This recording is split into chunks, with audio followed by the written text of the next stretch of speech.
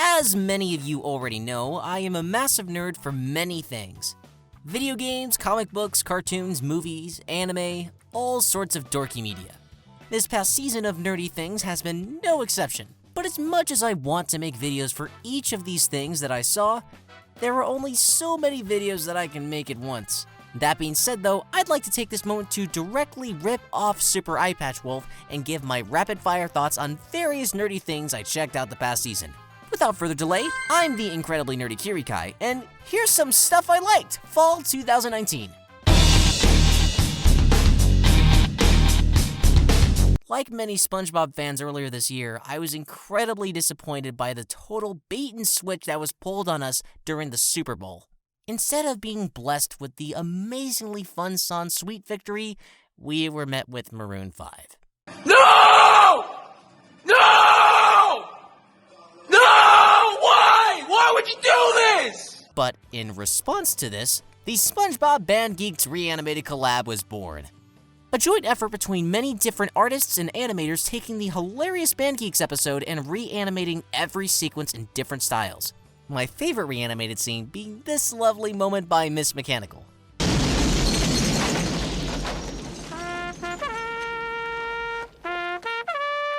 All in all, it was a very fun tribute to one of the best episodes of SpongeBob and the wonderful man who brought the show to life. We love you, Steven.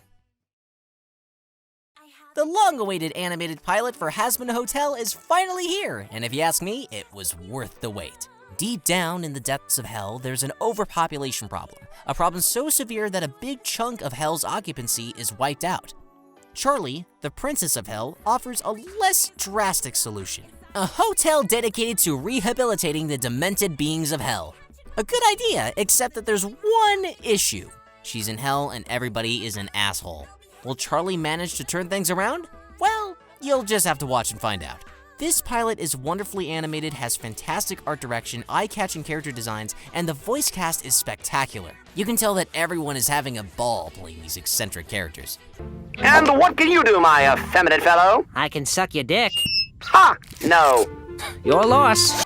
If it wasn't obvious already by the clips that I've shown you so far, this pilot is definitely not for kids. Lots of foul language, Slut. Bullshit. Fuck. sex jokes galore, and all sorts of M-rated content.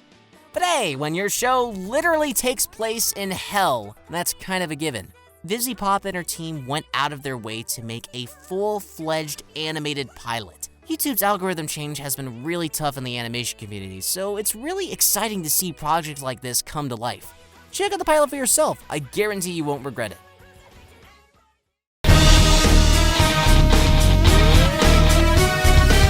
I had some pretty mixed feelings on Disenchanted Season 1.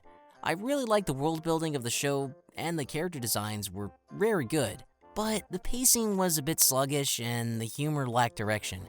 Sometimes you get the occasional bullseye, but at other times jokes would just fall flat because they weren't fully developed. I liked parts of Season 1, but it wasn't enough to make me a fan. Season 2, on the other hand, made me a full-on fan. All the problems I had with Disenchanted in the previous season were fixed. The show now has a tighter pace, funnier jokes, fantastic world building, and the characters have been fleshed out a bit more. Choices made in the season prior actually have consequences that affect the story, and I love that. Plus, there are a few developments in the story that I don't want to spoil. So, if you weren't too big on the first season of Disenchanted, I definitely recommend giving it another shot. Seis Manos was a show that had me very curious, to say the least.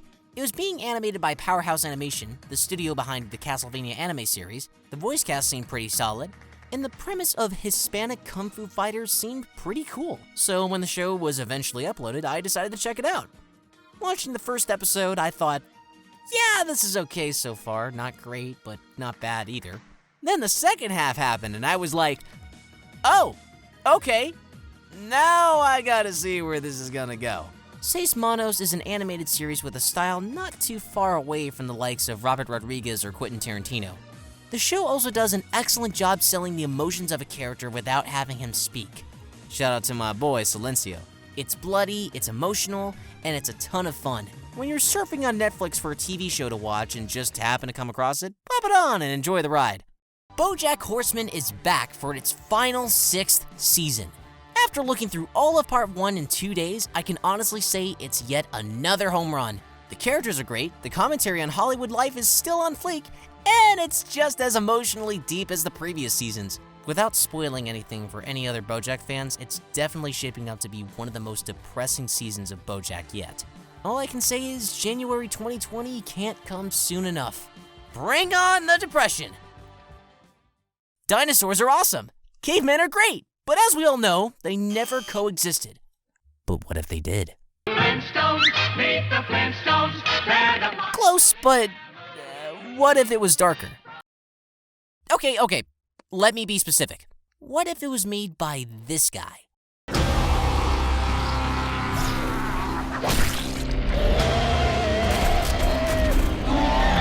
Now that's what I'm talking about! Straight from the mind of the creator of Samurai Jack, Genndy Tartakovsky, comes the violent, blood-soaked miniseries, Primal.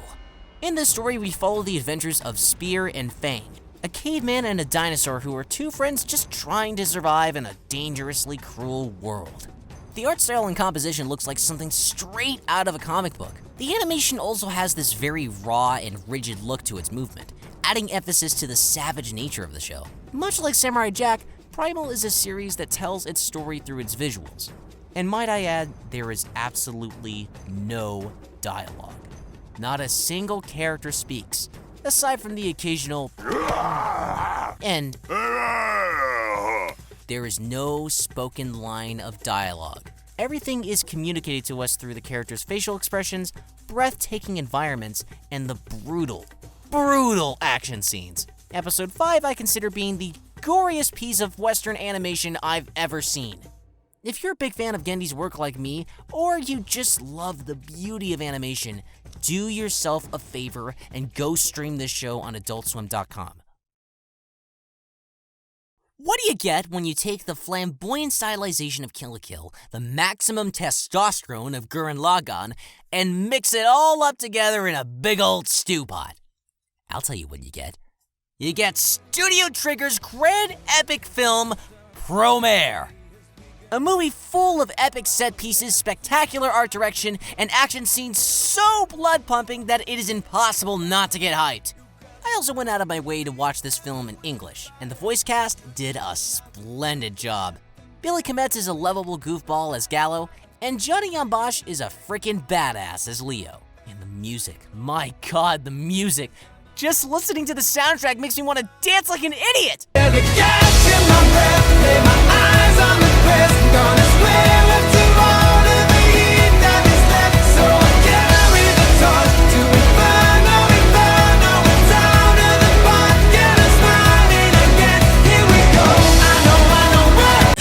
Yes.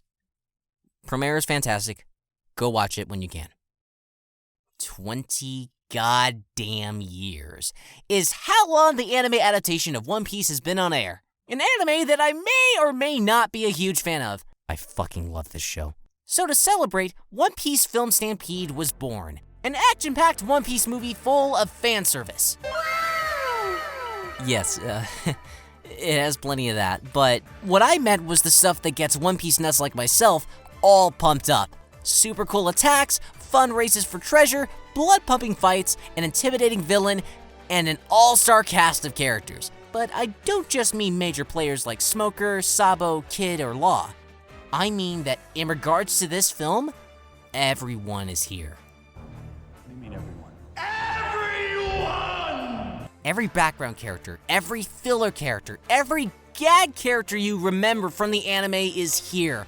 I lost count of how many times I spotted Panda Man. Like Premiere, I watched this film in English and everyone was fantastic. Colin Clickenbeard was great as always as Luffy. Same with the rest of the veteran cast, including Damon Mills as the villain Douglas Bullet, and newcomer Johnny Yambosh as the new voice of Sabo. Sure, this film isn't as good as Film Gold, Film Z, or Strong World. It's not even fair to compare. But if you've been following this anime for a long time like I have, it's a fun celebration of One Piece's 20th birthday.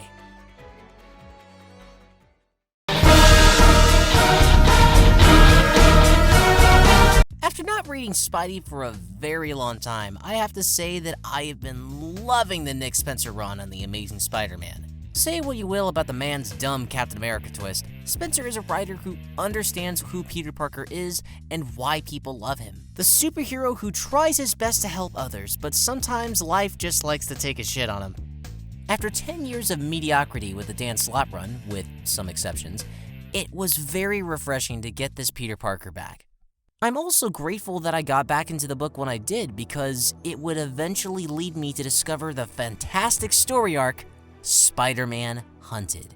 Kraven the Hunter is back, and through the help of Arcade, he's enacting his latest plan, capturing a bunch of animal-themed supervillains along with Spider-Man and throwing them all in a force field where dozens of robotic Kraven clones try to slay them.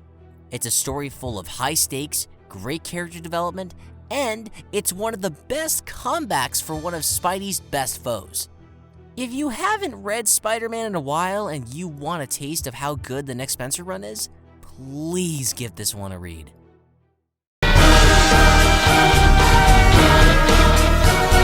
I saw some movies about scary clown people. Let's talk about them. It Chapter 2 continues the story of the previous film, with the Losers Club coming back together to face off against the evil clown Pennywise, who has returned once again to feast on the children of Derry. Despite not being as scary as the first film and a lot goofier, I had a really fun time watching this film. My personal highlight of the film was seeing the Losers Club all grown up.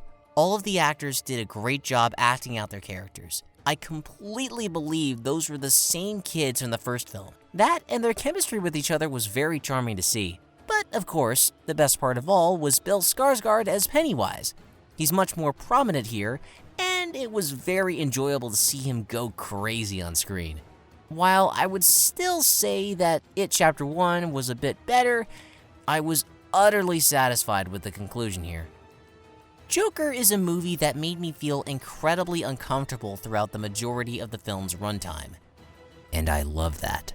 Much like the Christopher Nolan Dark Knight films, or any Batman graphic novel, this movie is very much its own self-contained story. As far as the premise of a solo Joker origin story goes, this is very good.